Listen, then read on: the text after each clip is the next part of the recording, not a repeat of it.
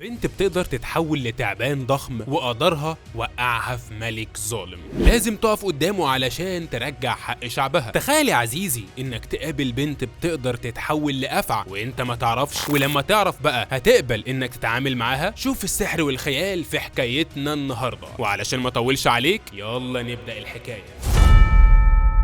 فيلمنا بيبدأ ببنت اسمها بلانكا اللي بنشوفها وهي نايمة، بس بتحلم حلم غريب قوي ان في حاجات مخفية بتحاول تتحرك ناحيتها وتكتفها، والحاجات دي مش بس بتكتفها، دي بتصيطر عليها تماما لدرجة بتخليها ما تعرفش تصحى من النوم. وهنا بتظهر فيرتا اخت بلانكا الصغيرة واللي بتصحيها من النوم بسرعة. في الوقت ده بلانكا بتصحى مفزوعة وتبدأ تحكي لاختها كل اللي بيحصل معاها، زي انها بتشوف نفس الحاجات اللي بتقابلها في الحلم من 500 سنة، وانها لحد دلوقتي مش قادرة تحدد الحاجات دي تبقى عبارة عن ايه بالظبط. في الوقت ده بيبان على فيرتا انها مخبية حاجة عن بلانكا، علشان كده بتطلع لها دبوس شعر لونه اخضر وبتديهولها، وبتعرفها ان الدبوس ده هيساعدها تسترجع ذاكرتها. وفي اللحظة دي بنرجع فلاش باك 500 سنة علشان نتعرف على امبراطور شكله زي الخنازير بالظبط، نفسه يوصل للخلود الابدي ويحكم العالم. وتخيل بقى ان سر الخلود موجود جوه قبيلة الافاعي اللي بلانكا وفيرتا كانوا منها. عشان كده الامبراطور كلف رجالته يدوروا على اي افعى ويجيبوها لحد عنده، والمساعد بتاع الامبراطور اللي كان شكله غريب هو كمان حب يساعد الملك بتاعه، فامر كل الناس اللي عايشين في المملكه ان هم يصطادوا الافاعي دي، وبدل ما كانوا بيدفعوا الضرايب فلوس بقوا يدفعوها جثث افاعي. وبس يا سيدي، من بره تحس ان الموضوع درامي شويه، وان بلانكا وفيرتا هربانين من الملك ده بقالهم زمان طويل، وده بقى يفسر لنا ليه بلانكا كانت فاقده الذاكره وبتحلم بالحاجات دي من غير ما تفهم سببها. المهم بنرجع للحاضر علشان نشوف بلانكا وهي بتتسحب لقصر الملك وعاوزه تقتله، وفي وسط الحراس دول كلهم واللي محدش بيقدر عليهم بلانكا كانت قادره تدخل لقلب القصر بتاعه وتقتل في الجنود كده عادي جدا من غير ما حد يحس بيها، لحد ما بتوصل لاوضه الملك نفسه، وساعتها بتطلع دبوس الشعر بتاعها وحدفته ناحيه الملك على اساس انها تسحب قوته كلها. وهوب الامبراطور بيحس بيها وبيكتشف انها موجوده في القصر، وهوب تاني بنلاقي المساعد بتاعه بيهجم على بلانكا علشان يقتلها، وبتدور مطارده كبيره جدا بينهم، لكن مساعد الملك كان اقوى منها بمراحل، بيفضلوا يقاتلوا في بعض لحد ما بيقدر عليها ويوقعها في البحر، ومع موج البحر ما بيلاقوش جثتها في المنطقه. تاني يوم بنشوف بلانكا وهي بتصحى من النوم وبتلاقي نفسها في بيت وسط قريه من البشر. بلانكا ما كانتش فاهمه هي جت هنا ازاي ولا ايه اللي حصل معاها، علشان فقدت الذاكره بسبب الموقف ده، وحتى ما كانتش عارفه ان اصلها افعى، ولو حد كشفها كانت هتبقى مشكله كبيره. بنشوف ست عجوزه بتدخل عليها وبتحاول تطمنها من ناحيتها، وبتبدا تعرفها اللي حصل معاها وازاي وصلت لهنا، وده لان شاب اسمه شوان شافها في الميه ونقلها لهنا علشان ينقذها. الفكره بقى ان بلانكا كانت ناسيه كل حاجه ولا فاكره ايه اللي وصلها للميه ولا حتى ايه السبب اللي خلاها توصل لكل ده. بما ان شكلها كان بشري اصلا فكانت بتتعامل على انها بشريه ما تعرفش قدرتها السحريه وانها بتقدر تتحول لافعى كده عادي. فالست مشكوره بتاخدها تمشيها في القريه وتعرفها على الناس وتحكي لها عن حياتهم وازاي عايشين والكلام ده. وبنعرف بقى ان هم عايشين على صيد التعابين بعد ما الامبراطور فرض عليهم يقتلوا التعابين ويدفعوها بدل الضرايب. والست العجوزه كانت بتتكلم بكل تلقائيه عن قد ايه بيكرهوا التعابين علشان وصلوهم للحاله دي، وبقوا مجبرين يقتلوا فيهم علشان يسلموهم للامبراطور. وفي اللحظه دي بيظهر الشاب شوان اللي مقضيها تنطيط في كل حته ومحدش كان طايقه خالص من اهل القريه، وبيتحرك بكل اريحيه وهبل وبيخبط في الناس كلها لحد ما بيوصل لبلانكا نفسها وبيخبط فيها فتزقه بسرعه لحد ما يقع. وهنا بقى تعالوا نتعرف على شوان، عيل كحيان مدريان ملوش في اي حاجه غير صيد الافاعي. هو اصلا كان بيحلم يطلع دكتور من زمان، بس الزمن والدنيا جم عليه فغير حلمه وبقى يشتغل شغلانه تانيه بعد الظهر زي حالاتنا كلنا كده. شوان كان عنده كلب مسميه دودو وبياخده معاه في كل رحله يطلعها، ومن بعيد كده ممكن تحس ان هم شبه بعض في الهبل. في الوقت ده بنشوف اطفال القريه واول ما شافوا شوان طلعوا يجروا يسالوه عن رحلته في صيد الافاعي علشان عاوزين يسمعوا قصص عنهم والحاجات المرعبه والشيقه دي. في الوقت ده كانت بلانكا مركزه مع شوان قوي لدرجه انها كانت بدات تفتكر شويه ذكريات من بتوعها، لكن وهي بتحاول تكمل جالها صداع وما قدرتش تستحمل، فبسرعه فوقت نفسها ومشيت. ولما شوان بيشوفها بيجري عليها خلاها يطمنها ويقول لها انه هيوصلها للمكان اللي لقاها فيه. فبلانكا بتتمشى معاه يمكن تفتكر حاجه عن حياتها، وطول الطريق شوان ما بطلش كلام عن نفسه. انا بصطاد الافاعي من وانا صغير، بعمل منهم بوفتيك وبقدمهم للملك. تحس كده انه بينفخ نفسه قدامها شويه علشان يعجبها، مش شكل بطل خالص،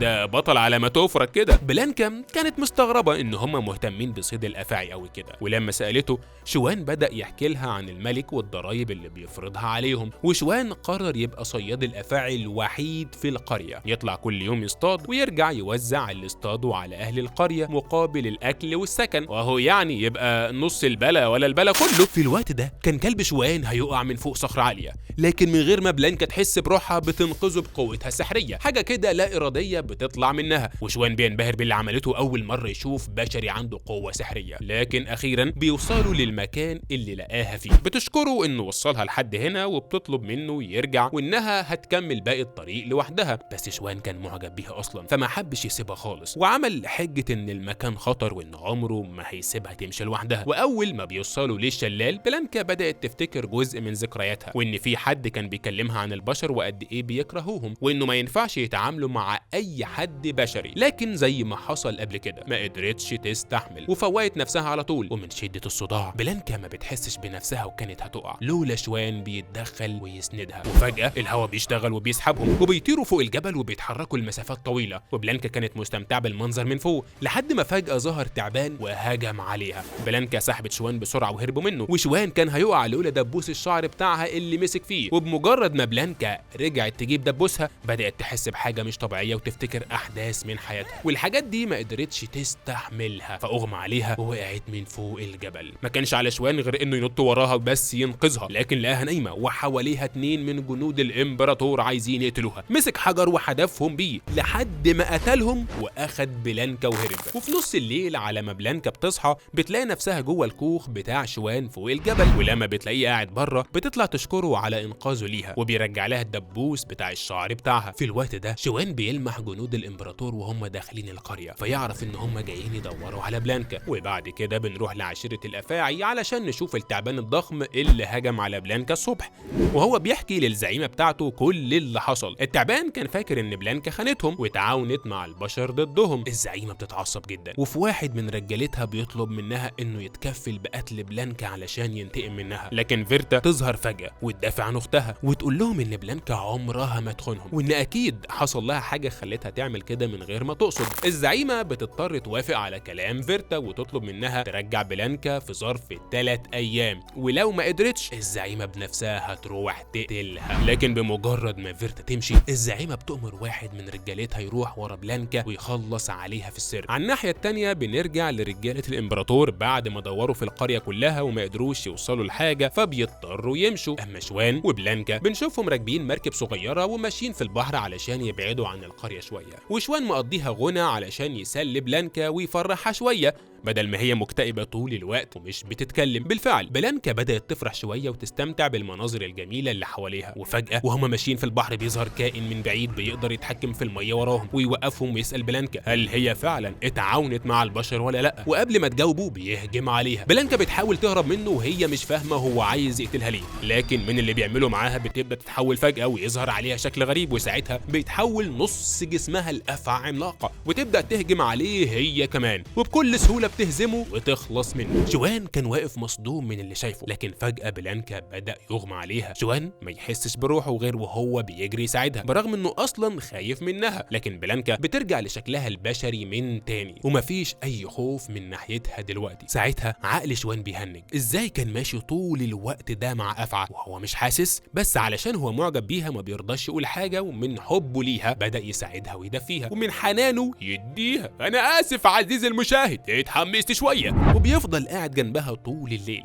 وحتى لما يلاقيها بردانه قوي بيحضنها ويفضل جنبها. تاني يوم لما بلانكا صحيت من النوم تتفاجئ ان شوان نايم في حضنها، فبتستغرب هو لازق فيها كده ليه، لكن الكلب دودو يحكي لها كل اللي حصل بطريقته. والخيال بياخد بلانكا شويه لحد ما تحس انها من غير شوان كان زمانها ماتت. ومع كل كلمه بلانكا بتسمعها من شوان بتبدا حاجات تتحرك جواها وتتكون مشاعر من ناحيته، فعلشان ما تبينش طلعت قعدت بره الكهف. وعلى ما شوان صحي من نومه بيلاقيها قاعده بره وبيطلع يتكلم معاها، ومن اللحظه دي مشاعرهم بقت واضحه لبعض. الاتنين الاتنين لقوا نفسهم واقعين في الحب من غير ما يحسوا. وبعد كام يوم شوان ياخد بلانكا يرجعوا للقرية ويعرفها كل اللي بيعانوا منه بسبب الامبراطور، وان هما لو فضلوا على الحال ده مش هيعرفوا يعيشوا، واكيد الامبراطور هيخلص منهم. وفي اللحظة دي بلانكا بتبدأ تكون صورة مختلفة عن البشر، وان هما طيبين وبيحبوا يعملوا الخير، وان الامبراطور هو اللي غاصبهم يقتلوا الافاعي، ولولا الامبراطور ده ما كانش هيبقى في مشاكل بينهم. بلانكا بتكتشف ان شوان واخدها ورايحين يزوروا ساحرة القرية علشان ترجع الذاكرة بتاعتها، واول ما يدخلوا بيت الساحرة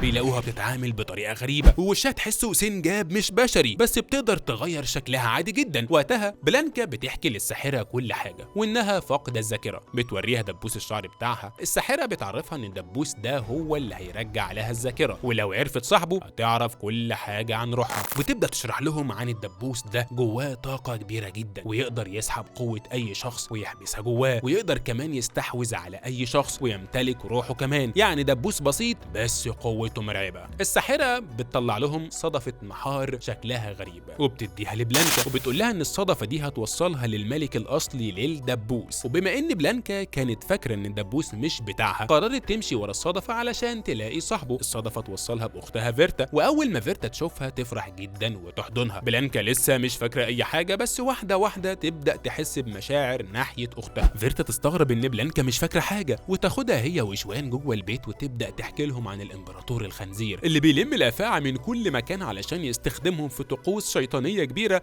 ويسحب قوتهم السحرية. وبتفهمهم ان مش بس الدبوس اللي جوه طاقة، ده هم كمان جواهم قوة سحرية كبيرة، لولاهم الدبوس مش هيشتغل اصلا. تحكي لهم عن الزعيمة اللي شاكة في بلانكا دلوقتي، وخاصة بعد ما عرفت ان بلانكا ساعدت بشري زي شوان، وان الزعيمة مش هتسيبها غير لما تنتقم منها. بلانكا بتحاول تدافع عن شوان وتقول ان هو اللي ساعدها ووصلها لحد هنا، وان لولا كان زمانها ميتة. لكن كره فيرتا للبشر كان غريزة جواها، ما قدرتش تمنع نفسها من انها تهجم على شوان لولا بلانكا اتدخلت بسرعة وبدأت تحميه زي ما عمل معاها قبل كده، وتحاول تقنع اختها ان شوان طيب، بس فيرتا مش شايفة من البشر غير كل شر. فيرتا بتتحدى بلانكا وتقرر تسمع كلام الزعيمة، وتصدق ان اختها خانتهم وكانت هتهجم على بلانكا هي كمان لولا انها اخدت شوان وهربت بيه بسرعة. بلانكا تدخل بيه مكان شكله غريب، واللي بنكتشف انه معبد من بتوعهم وجواه طاقة سحرية كبيرة. واول ما بلانكا بتلف جواه تحس ان ذاكرتها بدأت ترجع، ولكن فجأة بيظهر وحوش عملاقة ويمسكوا بلانكا ويكتفوها ويهجموا عليها.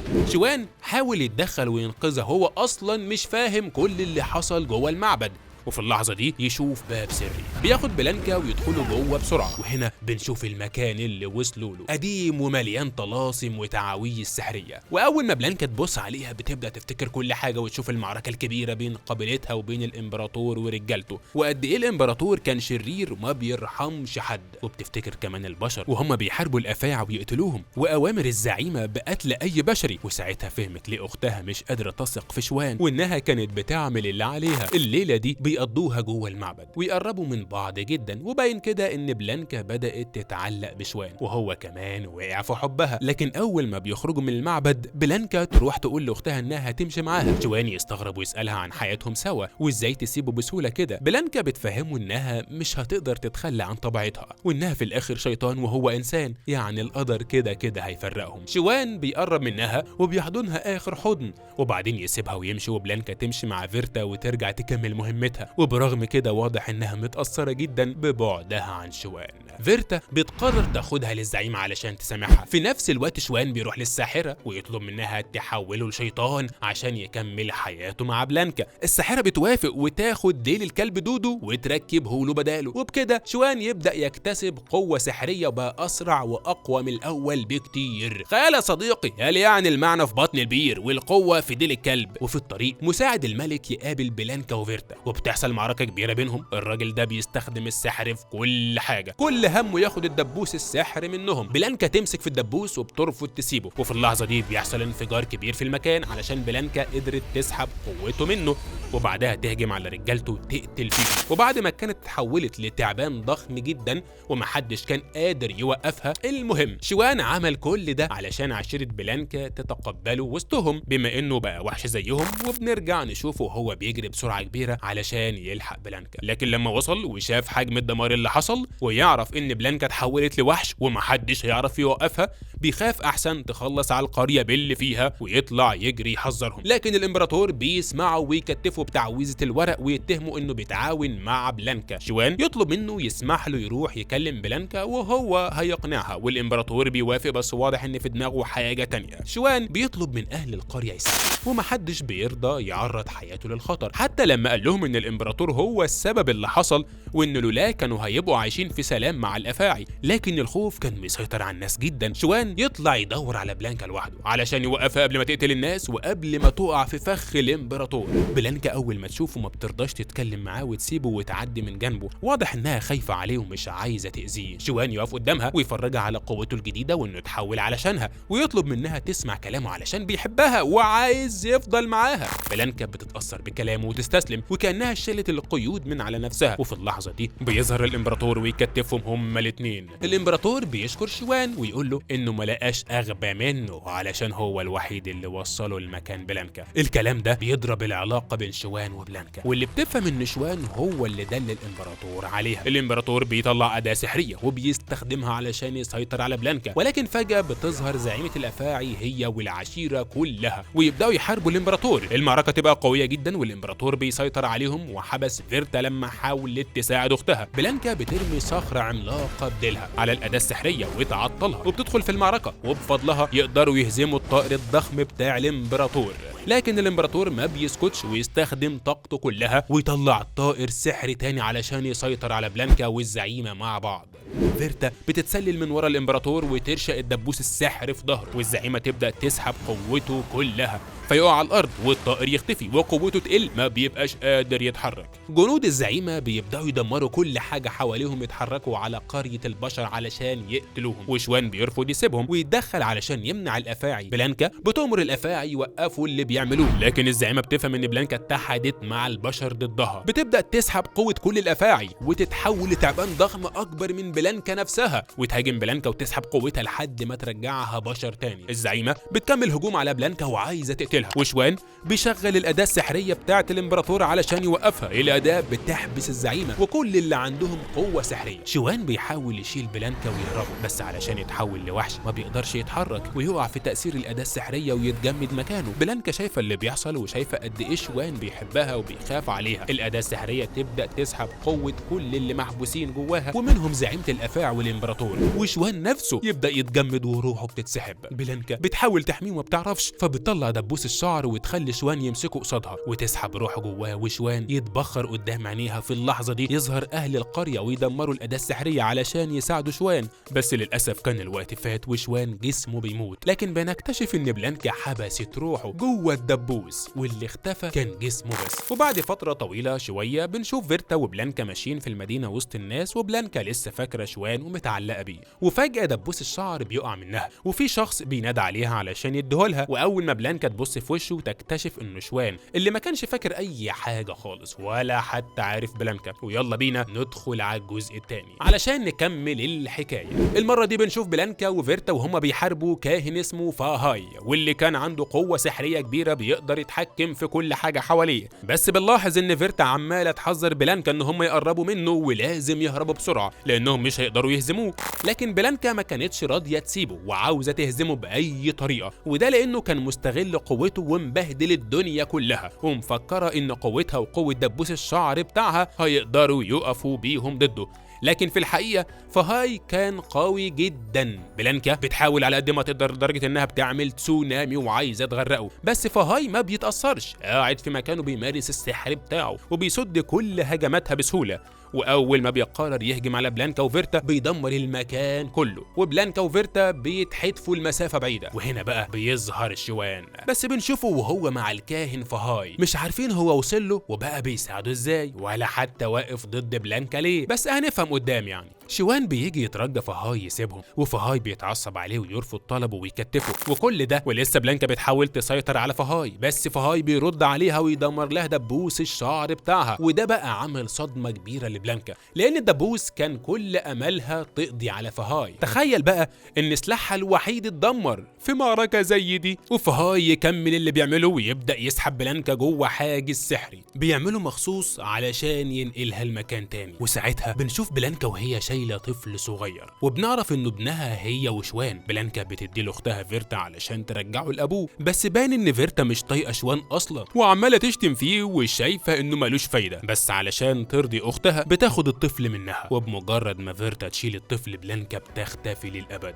فيرتا بتاخد ابن اختها وتروح تسلمه لشوان علشان تنفذ وصيتها. كل ده وفهاي لسه مكتفه وكان باين انه ضعيف قوي، بس اول ما بياخد الطفل من فيرتا فهاي بيفتح بوابه زمنيه ويرمي فيرتا جواها علشان تنتقل لمكان وزمان مختلفين تماما عن عالمها. بس خلينا نقول كلمتين قبل ما نكمل. البوابه دي بيسموها اسورافيل، او بمعنى اصح بوابه الزمن المتلاشي. زمن الناس بتكبر فيه وبيموتوا عادي جدا، يعني اي حد يعدي من البوابه دي يعرف انه هيكبر ويموت في المستقبل حتى لو كان من الافاعي الاسطوريه. وقتها العالم كان متقسم لاربع اقسام: الجحيم والشبح والوحش واسورافيل، ودول 4 عوالم في عالم واحد، ورحلتنا كلها هتبقى عنهم. نرجع للقصه وبنلاقي فيرتا بتفوق، واخر حاجه كانت ماسكاها من ريحه اختها كان رباط شعرها. فيرتا مش عارفه هي فين بالظبط، بتجري في كل اتجاه زي المجنونه لحد ما بتخبط في عربيه جرس الانذار بتاعها بيشتغل، فبتفتكرها وحش وتحاول تسيطر عليها بقوتها السحريه. لكن المفاجاه ما بتلاقيش عندها اي قوه، كانها اتبخرت، وده نتيجه انتقالها لزمن مختلف عن زمانها مش اكتر. في اللحظه دي بيظهر لها طور ماشي على رجليه زي البني ادمين ويقرب منها وعاوز يأذيها. فيرتا مش فاهمه هو ايه ده بالظبط، بس اول ما يهجم عليها بتصد ضرباته وبتحاول تضربه هي كمان، ولما بتلاقيه قوي بتشتته وتهرب منه وهي مش عارفه تروح فين. بس يظهر لها تاني وهو بيطير في الجو وعاوز ينزل عليها يقتلها، وهي بتهرب بتظهر لها بنت تانية وتصوب عليها بندقيه. فيرتا طبعا ما تعرفش ان دي بندقيه وبتضرب نار وكده، فتقرب منها عادي. البنت تضرب رصاصه على الطور، بس الطور ما بيتاثرش خالص بيها. البنتين بيهربوا منه بسرعه، بس الطور بيلحقهم وخلاص كان هيقتلهم، لولا انه حصل حاجه غريبه جدا. عربيات كتير بتتحدف عليه من كل اتجاه، ويظهر شاب لابس ماسك هو اللي عمل كده علشان ينقذهم وياخدهم معاه بالعربيه لمكان تاني بعيد عن الطور. وقتها فيرتا تبص للشاب ده بنظره ما حدش يفهمها، ولو كان مشي وسابهم كانت هتفضل بصاله. وبعدين بيجي دور البنت اللي معاها اللي بيطلع اسمها سون بتتعرف عليها وتبقى عارفه ان فيرتا لسه جديده في العالم ده، وفيرتا بتسالها عن المكان والزمان اللي هي فيه. سون بتقول لها ان هم جوه اسورافيل اللي بيحكموا الشيطان، وبتطلب منها تسمع كلامها وتدخل معاها بسرعه قبل ما التيران ووشوش الاحصنه يظهروا لهم وساعتها هيموتوا. ولما فيرتا سمعت كلامها ودخلت بيظهر نفس الشاب ابو ماسك واقف يراقبهم من بعيد، وشكله كده وراه قصه كبيره هنعرفها كمان شويه. خلينا نرجع لفيرتا وسون بتعرفها على المكان، ونعرف ان سون عايشه مع شله البشر اللي موجودين على الارض دلوقتي، بس المكان مختلف عن طبيعه البشر شويه، لا هم في الجنه ولا هم في النار ولا حتى على الارض، عالم مختلف تماما اللي بيحكمه قانون الغاب. بالبلد كده الاقوى هو اللي بيسيطر. سون بتحكي ان هم قاعدين في ملجأ ومعاهم اخطبوط عملاق هو اللي بيحميهم، وبنشوف الاخطبوط وهو مدور الضرب في الناس وهم عادي جدا بيهزروا، بس واضح ان سون مش متقبله تصرفاتهم دي، علشان كده بتاخد فيرتا وتعرفها كل حاجه عن العالم الجديد، وكمان تدربها على استخدام السلاح علشان تعرف تحمي نفسها. وواضح ان فيرتا شاطره جدا وبتتعلم بسرعه وبتتقدم عليهم كلهم، لحد ما في يوم سون بتحس بحاجه غريبه. جميع العصابات في المدينه هيتقابلوا، عصابه وشوش الاحصنه مع وشوش الطور مع عصابتهم، واكيد عصابه الارواح مش هتغيب عن حدث مهم زي ده. العصابات بتظهر وسط المدينه وكل عصابه عاوزه تثبت انها الاقوى. سون وفيرتا يدخلوا من وراهم ويبوظوا الدنيا، وتدور معركه شرسه بين العصابات كلها، وساعتها عصابه التيران تجري وراهم لحد ما يوقعوا سون، وواحد منهم يقرب منها ويقتلها قدام عين فيرتا، وفيرتا وقتها مش قادره تعمل لها حاجه. وبمجرد ما سون تموت قدامها فيرتا تتعصب جدا وتهجم على الطور وتقتله قدام عين الكل، وكل ده والعصابتين واقفين يتفرجوا.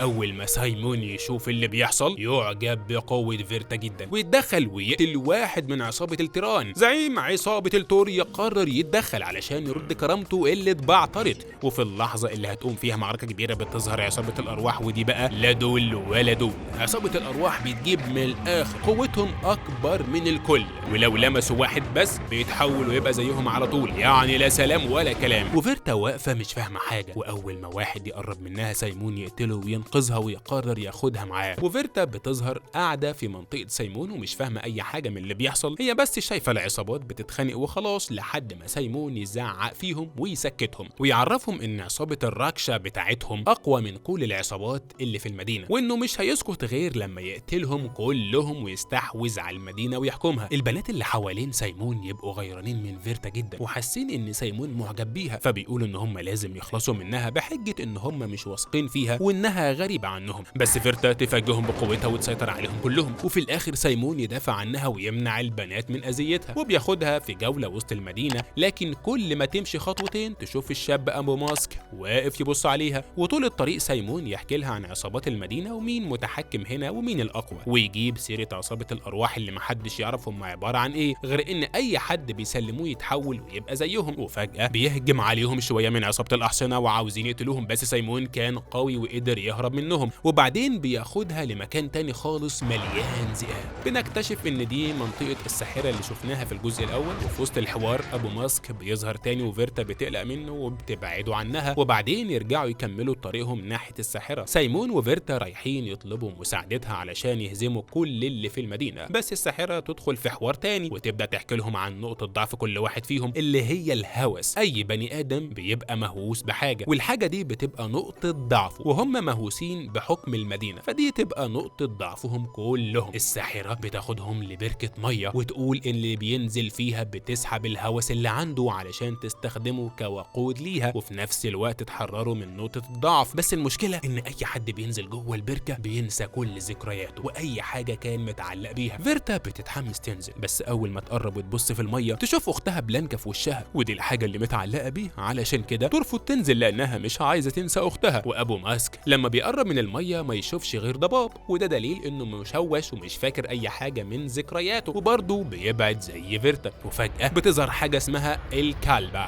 وكلهم بيستغربوا لأنها جت قبل ميعادها. سايمون يسأل يعني إيه كلبة؟ دي نفس أسورافيل زي النفس اللي بتاخده، بس النفس ده بياخد أي حاجة في سكته، خصوصا اللي مش عايز يمشي من العالم ده، فبيجروا يستخبوا منها. في نفس اللحظة تظهر الأرواح وتهجم عليهم، وأي حد تلمسه تبدأ يتحول ويهجم عليهم. هما اللي ينجو منهم يهرب، لحد ما واحد من الأرواح يقرب من فيرتا وأبو ماسك بيلحقها وينقذها، بس هو ياخد الضربة بدلها ويتصاب. بس فيرتا تطلب من سايمون ياخدوا أبو ماسك معاهم بما إنه ساعدهم، بس سايمون بيرفض علشان غريب ومصاب وهيعطلهم، لكن إصرار فيرتا يخليه يوافق، ويتسحبوا من جوه أنفاق كتير لحد ما يرجعوا لرجالته. بس رجالة سايمون بيتفاجئوا إن عصابة التيران بتهجم عليهم وخلصوا تقريبا على كل رجالته، وحتى سايمون بيتصاب لولا فيرتا ساعدته وأنقذته. وسايمون بيراقب من بعيد وبيشوف رجالته وهم بيموتوا، قبل ما يموتوا بيقولوا لزعيم التيران إن سايمون هيرجع ياخد طارهم، وزعيم التيران بيرقي رجالته لأن هم خلصوا من عصابة كبيرة زي الراكشا. 5 عليكم يا رجالة. أما سايمون وفيرتا وأبو ماسك بيهربوا بره المكان، بس وهما ماشيين يشوفوا فيضان جاي ناحيتهم وعصابة الأرواح بدأت تقرب. الوضع حرفيا خارج عن السيطرة، وأبو ماسك بيتعطل وبتقع فوقه عربية، وسايمون يبقى مصمم يمشوا ويسيبوه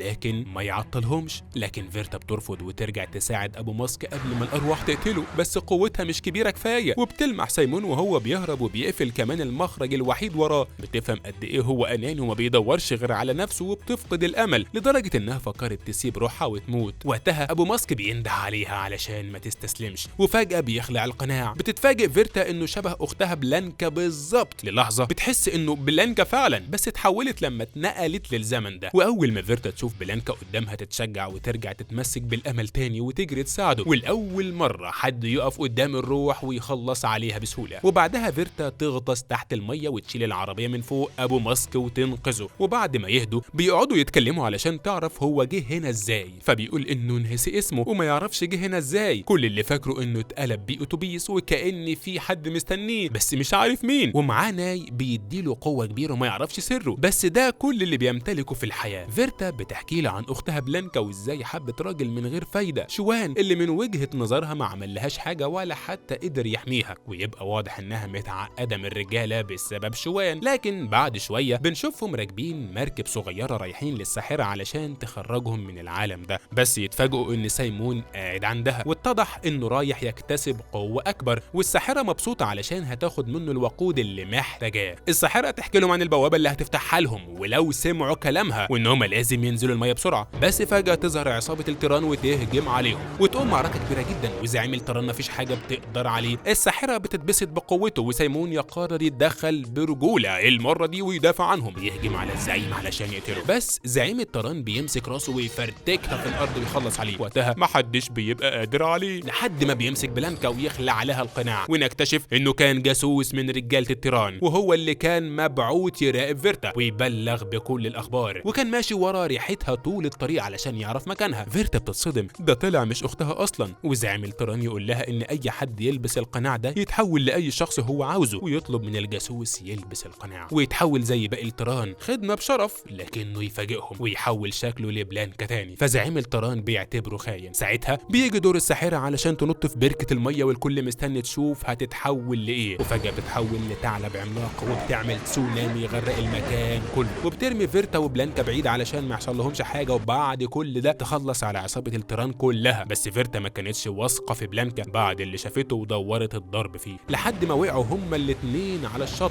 فبتسأله عن حقيقته، فبيحكي لها عن اول يوم جه للعالم ده، وقابل زعيم التيران اللي ساعده واداله حياة جديدة. بس هو اتغير اول ما قابلها، لانه حس انه شافها قبل كده وان في رابط كبير بينهم. لكن فيرتا ما بتصدقش وبتقرر تعتمد على نفسها وما بتثقش في حد تاني، وبتطلب منه ما يمشيش وراها. في نفس الوقت بنكتشف ان زعيم التيران لسه ما ماتش، ده لسه عايش. وبنرجع لفيرتا وهي ماشيه بتكلم نفسها في الشارع، وبلانكا ماشي وراها علشان تصدقه. وفجاه بيظهر اتوبيس تبع الساحره، فبيركبوا فيه، وفيرتا بتطلب من السواق يوصلها لبوابه زمنيه علشان تخرج. والسواق بيقول لها البوابه في النفق الجاي ولازم تنزل بسرعه علشان الاتوبيس ما بيقفش. واول ما بيوصلوا تفتح لهم بوابه زمنيه جديده. بتدخل فيرتا الاول، بس ما بيعديش ثانيتين وترجع تاني. بلانكا بيستغرب لانها ما اتاخرتش، بس فيرتا بتقول له انا بقالي ساعتين جوه بحارب فهاي. وهنا بيكتشفوا حاجه مهمه جدا، الزمن جوه البوابه غير الزمن براها. يعني جوه البوابه ساعتين وبره ثانيتين، ودي حاجه فعلا غريبه جدا. يعني لو فيرتا غابت جوه سنتين، ممكن بره يعدي ساعتين بس. ومن هنا بتيجي لفيرتا فكره تدخل البوابه اكتر من مره علشان تضعف فهاي وتخليه يكبر في العمر، وهي هتفضل في عز شبابها وهو هيكبر ويعجز بسرعه. وفعلا كل مره بتدخل فهاي يكبر اكتر لحد ما يعجز. وبالنسبه لفهاي كان حاسس ان فيرتا بتدخل له على فترات متباعده، مش كل ثانيتين زي ما هي بتعمل. وفي كل مره برضه كانت بتجهده اكتر وقوتها بتكبر اكتر واكتر. وكل مره برضه فهاي بيستخدم الطائر بتاعه واللي شفناه في البدايه، لكن المره دي بيظهر زعيم التيران وهو بيقرب منهم. وفي نفس الوقت بنشوف التعبان الاخضر بتاع فيرتا وبتهجم بيه على برج فهاي اللي ما كانش قادر يصد اي ضربه. وفي اللحظه اللي فيرتا بتدمر فيها برج فهاي، زعيم التيران يخسر جزء كبير من قوته. وهنا يبان السر، هو كان واخد القوه دي كلها من فهاي اللي كان سبب الفساد في العالم ده. زعيم التيران بيتعصب وبيقول ان فهاي كذب عليه. وبعد كده بيشوف نور كبير جاي من مكان قريب، فيفتكر كلام الساحره. لما يتزنق يدخل جوه النور وهيلاقي الحل، فيروح ناحيه النور على طول. ونكتشف ان فيرتا وبلانكا رايحين له هم كمان.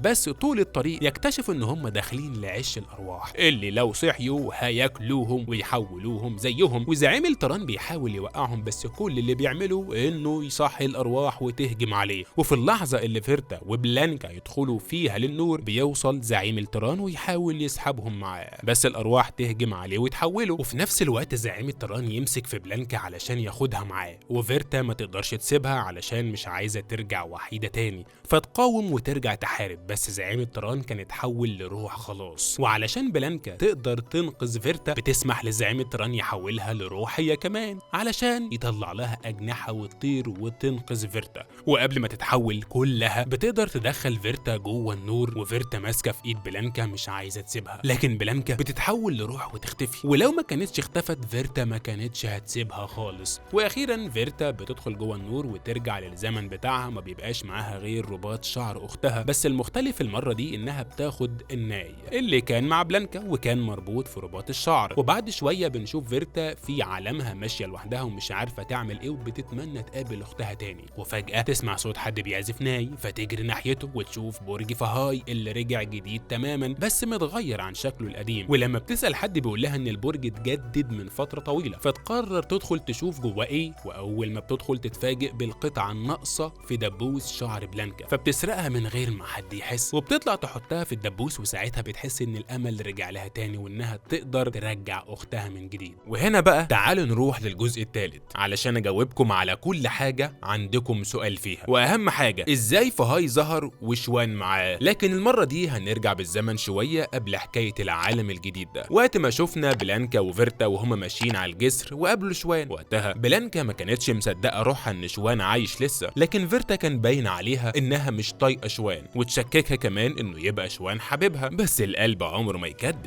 واحساس بلانكا قال لها ان اللي شافته ده هو شوان فعلا، وعلشان كده قررت تمشي وراه علشان تعرف هو بيعمل ايه دلوقتي وعايش ازاي، يمكن يفتكرها في مرة ويرجعوا لبعض. وفي نفس الوقت بلانكا قررت تتخلى عن السحر وتعيش زي باقي البشر العاديين وما تخليش شوان يحس بأي حاجة ناحيتها، كأنها بتجرب تعيش حياة مش حياتها علشان ما تخسرش الشخص الوحيد اللي قلبها اختاره. بس المرة دي شوان كان شغال طبيب زي ما كان بيحلم قبل كده، وهو الطبيب الوحيد في القرية وكل الناس بتحبه وبتثق فيه. وقتها بلانكا فرحت له جدا علشان افتكرت كلامه معاها زمان لما كان بيحلم انه يبقى طبيب، بس المهم انه وصل له وبدأت تظهر له في كل مكان بيروحه وتحاول تشترك معاه في اي حاجة على اساس انه ينشغل بيها ويرجع يحبها، او حتى يمكن يفتكر علاقة الحب العنيفة اللي كانت بينهم. وبما ان هم ما كانوش معروفين في القرية وشوان عارف كل الناس، عرض عليهم يسكنوا في بيته اللي كان عامله سكن وعيادة في نفس الوقت. ومن كتر ما بقى يشوف بلانكا بدأ يتعلق بيها اكتر واكتر لحد ما اعجب بيها وعرض عليها الجواز. بس علشان الجواز يتم لازم الكبير بتاعه يجي يطلبها بنفسه، وشوان مقطوع من شجرة ما عندوش حد يجي معاه. وساعتها افتكر صاحبه دودو اللي بينقذه في كل مرة، ودودو المرة دي ما كانش كلب.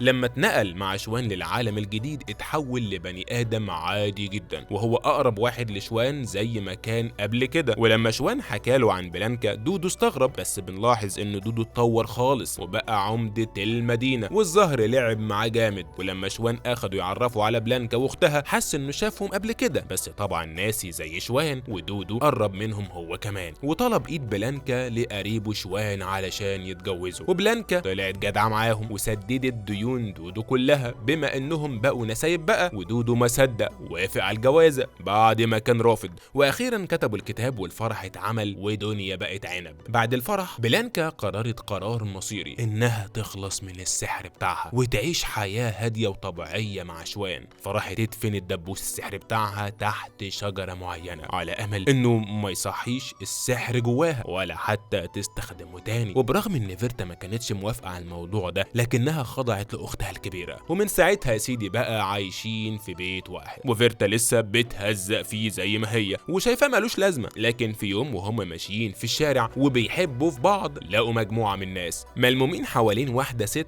مغمى عليها، ما بيلاقوش قدامهم غير شوان يطلبوا مساعدته بصفته طبيب القرية يعني. وبما انهم صينيين في بعض شوان استخدم العلاج بالإبر وراح يفوق الست، بس هنا كانت الصدمة، اكتشف انها مريضة بالطاعون والمرض ده صعب يوصل لمدينتهم علشان مفيش اغراب بيزوروا المكان كتير. بالليل شوان قاعد يفكر ازاي مرض نادر بالشكل ده ظهر فجأة، وبدأ يدور على سبب انتقاله ويجرب شوية ادوية على المرض يمكن يلاقي نتيجة. لكن للاسف المرض ده مالوش علاج او لسه ما اخترعوش علاجه. ساعتها شوان بكل تلقائية بيكلم بلانكا وبيقول لها ان المرض بدأ ينتشر بسرعة كبيرة جدا وان دي مش عدوى عادية، يعني كده الموضوع بفعل فاعل، لانه لو ظهر في اول المدينة مش هيوصل لاخرها غير بعد فترة طويلة. لكن هو بيقابل حالات كتير وفي اماكن مختلفة، يبقى اكيد في سبب تاني. وقتها بلانكا اخدت فيرتا وطلعوا يدوروا على السبب ده وقعدوا يفكروا ايه العنصر اللي ممكن ينقل المرض للمدينة بالسرعة دي غير لو كانوا كلهم بيستخدموه. وطبعا مفيش غير ابار المية اللي بيشربوا منها. واول ما يعدوا على اول بير بيكتشفوا انه مسمم لسه من شوية صغيرين، يعني الفاعل كان لسه هنا من كام لحظة. يقرروا يجروا على البير اللي بعده يمكن يلحقوا يوصلوا ويكتشفوا انه لسه متسمم دلوقتي برضه. لا ده الموضوع غريب بقى. فساعتها السؤال يضرب في دماغهم، مين اللي يقدر يتنقل بين الابار بالسرعه دي. وهم بيجروا بيشوفوا راجل غريب وشكله اغرب ماشي وسط الناس، والناس كلها بتقول ان هو الوحيد اللي معاه علاج المرض اللي ظهر. فيرتا وبلانكا ما بيحطوش الكلام في دماغهم في الاول، بس بيشكوا فيه وبيقرروا يراقبوه. تاني يوم اهل المدينه كلهم متجمعين حواليه وبيشتروا منه العلاج.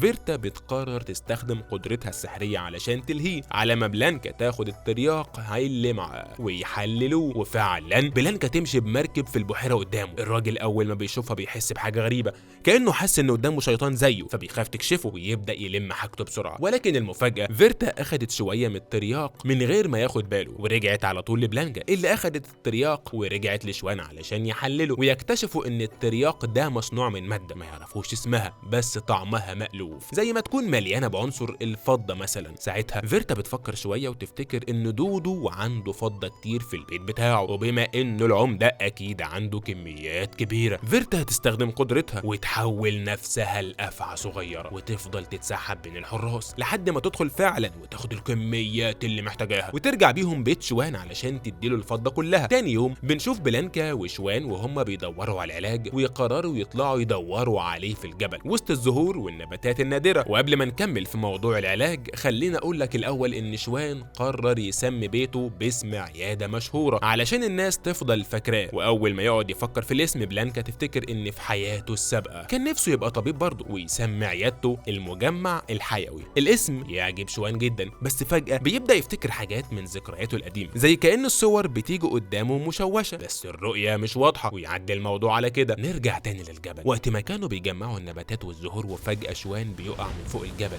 بلانكا تحاول تنقذه، ما بتلاقيش قدامها غير انها تستخدم قوتها السحريه بتخليه يطير وتنزل تمسك فيه علشان ما يقعش. شوان اتصدم، ازاي بيطير عادي كده؟ بلانكا بتكذب عليه وتقول له اكيد قلبك طيب وربنا نجاك، ويا عم انت مش شايف كومه القش اللي انت لابسها دي تخلي اي حد يطير في دوامه الهوا دي؟ والكذبه الغريبه دي بتعلق معاه ويصدق فعلا ان الالهه هي اللي انقذته. اول ما ينزلوا على الارض شوان يصلي ويشكر الالهه، وبلانكا بتقلده وهي حاسه انه بني ادم نضيف من جواه ما بيشيلش شر، وواحد زي ده هي مبسوطه تكمل معاه حياتها كلها. في نفس الوقت بنشوف دودو داخل البيت، وفجاه يظهر له فهاي لاول مره ويبدا يعرفه بنفسه ويقول له انه جاي من جبال الرهبان مخصوص علشان سمع عن المرض الخطير اللي انتشر وسطهم وعاوز يساعد الناس. اول ما يدخلوا البيت دودو يتفاجئ انه اتسرق. فهاي يستخدم السبحه بتاعته واللي بتتحول لتنين غريب ويبدا يشم كل حته في المكان لحد ما يوصل لكيس فضه واقع على الارض، ومن خلاله يبص على الشباك. يعني كده السارق دخل من الشباك، بس ازاي؟ والشباك عليه حديد وفتحات صغيره والحديد زي ما هو. ساعتها فهاي يشك ان اللي ورا الموضوع شيطان ويبدا يهتم بالموضوع اكتر. نرجع تاني لبلانكا وشوان وهم بيعالجوا الناس، ويظهر الراجل الغريب اللي كان سبب كل ده واقف يندب حظه علشان شوان قطع عليه رزقه بعد ما وصل للعلاج.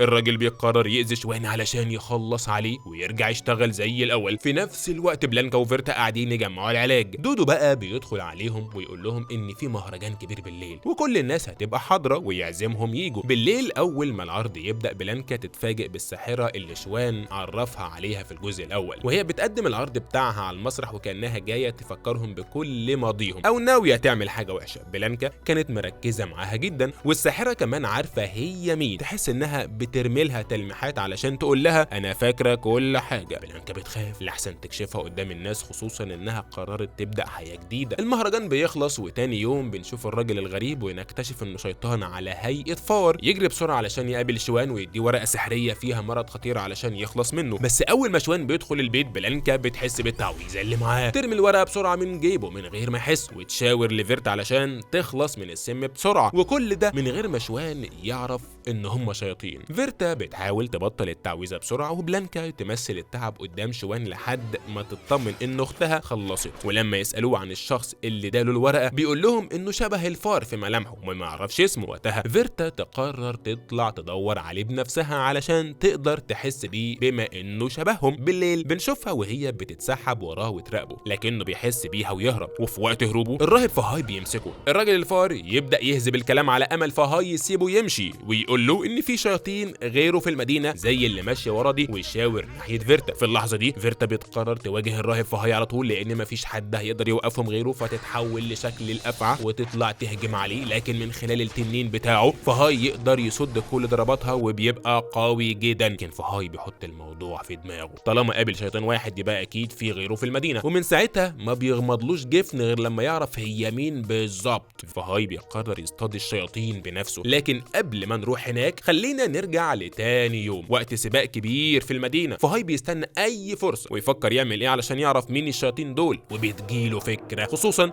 ان في مهرجان كبير هيتعمل بالليل. بيقرر يحط ماده معينه في المشروبات اي حد يشرب منها ولو كان شيطان هيتحول لهيئته الحقيقيه، وساعتها يعرف هو مين ويواجهه. لكن اول واحده تشرب من المشروب ده كانت بلانكا. فجاه بدات تتعب وتحس انها خلاص مش قادره تسيطر على روحها، وتقول لشوان انها تعبانه شويه وتسيبه وتمشي. شوان بيقلق عليها وما بيرضاش يسيبها تروح لوحدها، بس مع اصرارها بلانكا تمشي لوحدها فعلا، بس مش بتروح البيت. بعد ما المهرجان بيخلص بنشوف شوان راجع البيت، ما بيلاقيش بلانكا موجوده، يطلع زي المجنون يدور عليها في كل حته، وفجاه يتفاجئ بيها وهي على شكلها الحقيقي قدامه، افعى ضخمه. قلبه ما بيستحملش الصدمه، بيموت من الخضه. والله زي ما بقول لك كده، قلبه وقف من كتر الرعب. بلانكا بتقاوم مشاعرها وترجع لشكلها البشري تاني، تشيله وتجري بيه في كل حته تدور على حد ينقذه. ما بتلاقيش قدامها غير الساحره اللي ساعدتهم قبل كده، فبتروح لها بيتها وتقابلها. فالساحره بتقول لها كل حاجه ليها مقابل، هساعدك بس اي حاجه اطلبها هتدفعيها. بلانكا بتوافق علشان تنقذ حبيبها من الموت، وفعلا الساحره بترجع له روحه. ما ياخد الروحه اللي خليها يا صديقي، خد بالك من الحته دي وتخيل معايا بقى الاحساس ده، ان تاني يوم شوان بيصحى من النوم وبيفضل يصرخ بسبب التعبان اللي شافه في البحيره. بلانكا بتقوله انه كان بيحلم، بس شوان متاكد انه كان صاحي، وبيقول لازم يروح يتاكد بنفسه قبل ما التعبان يأذي حد. بلانكا بتحتار مش عارفه تعمل ايه، علشان مش هينفع تظهر له على حقيقتها. ما بتلاقيش غير فيرتا تنقذها في المواقف دي، فبيحطوا خطه علشان يروح البحيره وينفذوا حركه هناك من غير ما نحكيها مرتين. تعالوا نشوفها. فيرتا بتطلع افعى من تحت ايديها وتتحكم فيها قدام شوان عشان يصدق ان بلانكا مش هي الافعى. شوان لما بيشوف الافعى بيقتنع فعلا انها موجوده ويحاولوا يصطادوها. الافعى بتهجم عليهم، وطبعا كل ده تمثيل من فيرتا. بس المصيبه بقى ان دودو كان معدي بالصدفه، شاف الافعى فطلع سيفه وجري وراها، وفي الاخر فيرتا لفتهم كلهم حواليها، وبعديها قتلت الافعى بنفسها على اساس انها هي اللي خلصتهم منها. دودو بيستغل الفرصه ويمشي في كل حته يقول انا اللي قتلت الافعى العملاقه، ويقعد يحكي للناس مغامراته في صيد الافاعي، وانه لولا ما كانوش هيعيشوا. مين اللي سمع الكلام ده؟ فهاي. فيستغرب الموضوع بس بيعديه. دودو بقى حاطط فيرتا في دماغه وبيقرر يتقدم لها، قال يعني جميله بقى ومش هتصدق تتجوزه، ويعملوا طقوس في المعبد علشان تختار انسب شاب. كل اللي بيدخلوا ما بيعجبوش فيرتا لحد ما يدخل فهاي بالصدفه، ودودو بيقول له ان في بنت ممكن تتجوزها، بما انه راهب اكيد هيخليها تتعقد منه. فهاي بيغير هدومه علشان يبان واحد عادي جدا، واول ما بيقابل فيرتا بتحس بحاجه غريبه ناحيته، وبتبدا علامات الرهبنه تظهر عليه، فبتشك ان هو نفس الراهب اللي واجهته قبل كده. لكن الغبيه في الاول عرفته هي مين وساكنه فين وتحكي له كل حاجه عنها. فهاي بيستغل اللي عرفه ويقرر يروح لها البيت علشان يقابلها هي واختها. فيرتا طلعت تجري تستنجد باختها، ما كانش قدام بلانكا اي حل وخايفه تقابل فهاي او يكشف حقيقتهم، لكنها اتفاجئت بشوان داخل يقول لها ان فهاي موجود في البيت ومش راضي يمشي غير لما يقابلها. ساعتها بلانكا عرفت ان الراهب ده مش هيسيبهم في حالهم، طلبت من شوان يستناها بره وما يدخلش عليها خالص، وقالت له انها هتدخل تزعق مع الراهب على اساس انه قليل الذوق، بس الحقيقه انها مش عاوزه شوان يشوفهم وهم بيواجهوا بعض. اول ما بلانكا دخلت على فهاي المواجهه بدات فورا. فهاي هاجم بالتنين وبالتعويذ السحريه، وبلانكا بتتحول لشكلها الحقيقي، والمعركه كانت قويه جدا بينهم. فهاي يعمل حاجز سحري علشان بلانكا ما تهربش، والدربكه بتزيد في المكان. شوان لما سمع الصوت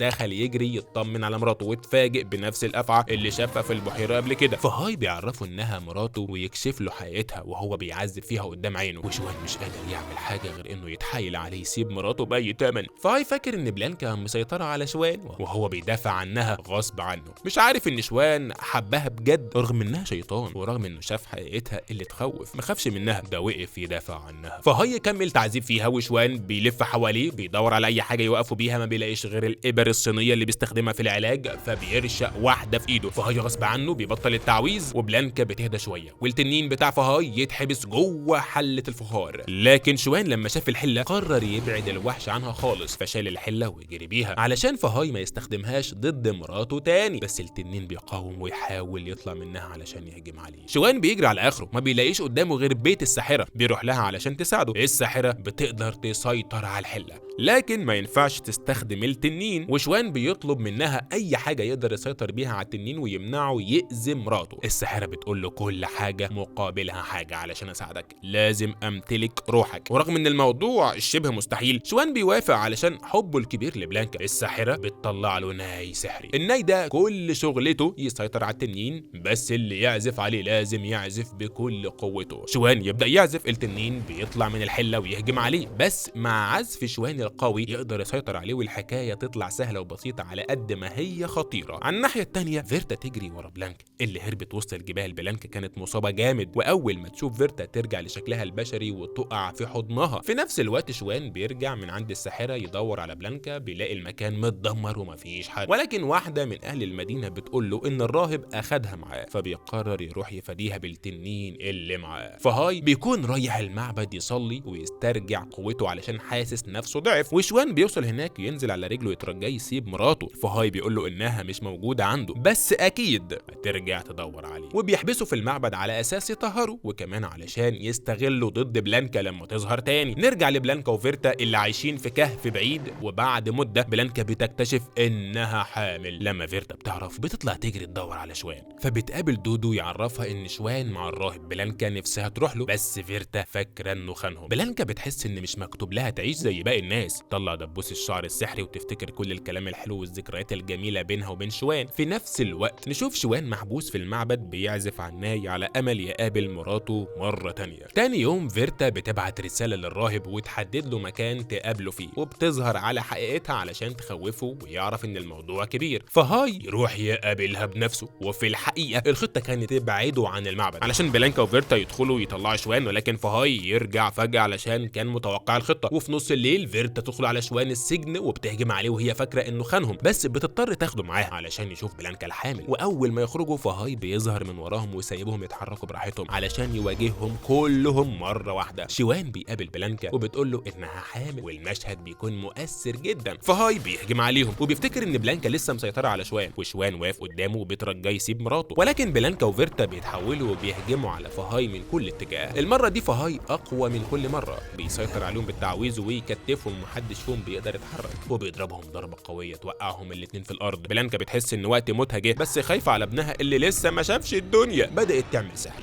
وتملى المكان بالورد، وفهاي فهم انها حامل من شوان ويتصدم صدمه كبيره، لان مفيش شيطان بيحمل من انسان. فهاي يعمل حاجز سحري قوي، وشوان بيعزف على الناي بكل قوته، بيكسر الحاجز رغم ضعفه وبيحرق التنين، وبعدها يقع من التعب، بيكون مش قادر يتحرك من مكانه. فهاي بيضرب بلانكا ضربه قويه جدا، وبلانكا وفيرتا بيختفوا فجاه من المكان، وشوان بيفضل على الارض فاقد كل طاقته. فهاي بياخد شوان للمعبد يعالجه ويرجع له طاقته، وكمان يستناه لما بلانكا ترجع ويمسكها وقتها. نرجع لبلانكا وفيرتا في الكهف، وبعد مده بلانكا تولد ابنها وتقرر ترجع تدور على شوان علشان ابنها يعيش مع ابوه. فيرتا لما ترجع من بره تكتشف ان اختها مش موجوده، وبتفهم انها راحت تواجه فهاي وتجري وراها وتقرر تروح معاها. ولحد هنا بيخلص فيلمنا النهارده. استنونا فيلم جديد والرحله لسه مكمله.